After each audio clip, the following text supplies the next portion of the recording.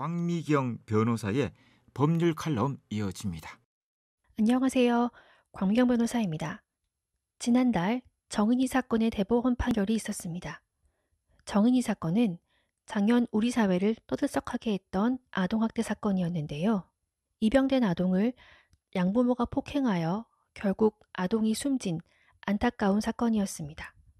검찰은 양모는 살인 혐의로, 양부는 학대를 방임한 혐의로 재판을 넘겼는데요. 1심에서는 양모에게 무기징역이, 양부에게 5년형이 선고되었습니다. 2심 재판부는 양모에게 징역 35년형을, 양부에게는 1심과 같은 5년형을 선고하였고, 대법원은 이러한 원심 판결을 확정하였습니다.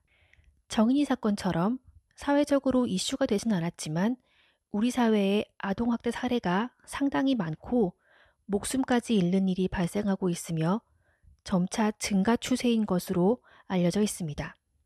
최근에는 아동에 대한 온라인상에서의 성범죄, 괴롭힘 등이 새로운 문제로 떠오르고도 있습니다.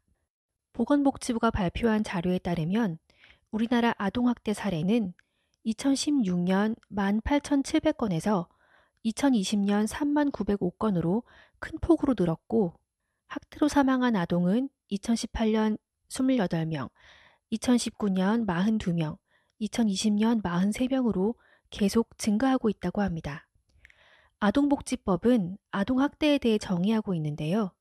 보호자를 포함한 성인이 아동의 건강 또는 복지를 해치거나 정상적 발달을 저해할 수 있는 신체적, 정신적, 성적 폭력이나 가혹행위를 하는 것과 아동의 보호자가 아동을 유기하거나 방임하는 것을 말한다고 합니다.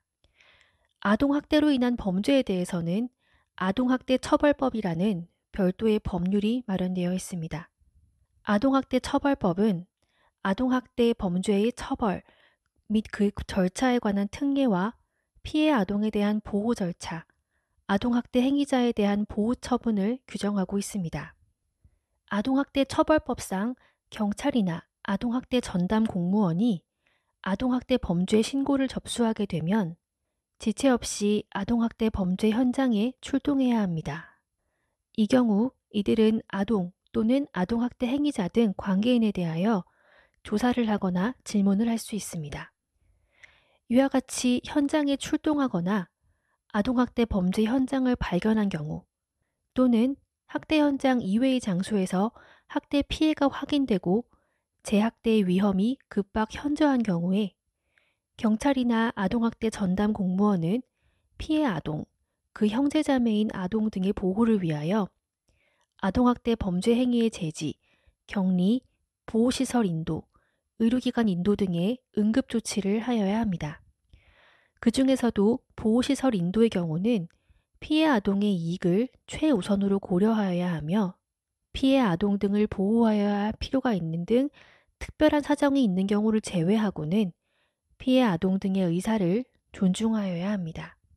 경찰은 위 응급조치에도 불구하고 아동학대 범죄가 재발될 우려가 있고 긴급을 요하여 법원의 임시조치 결정을 받을 수 없는 때에는 직권이나 피해 아동, 법정 대리인, 아동보호 전문기관의 장 등의 신청에 따라 아동학대 행위자의 격리, 주거 학교 등에서 100m 이내의 접근 금지, 전기통신 등을 이용한 접근 금지 등의 임시조치를 할 수 있습니다. 최근 대법원 양형위원회는 아동학대 범죄의 양형 기준을 강화하여 아동학대 범죄자를 엄벌에 처할 수 있는 토대를 마련하기도 하였습니다. 아동학대 범죄의 심각성을 인식하고 있다고 할 수 있습니다. 향후 아동학대 방지 교육의 강화와 아동학대 문제에 대한 우리 사회 전반의 관심이 절실하다고 하겠습니다. 감사합니다.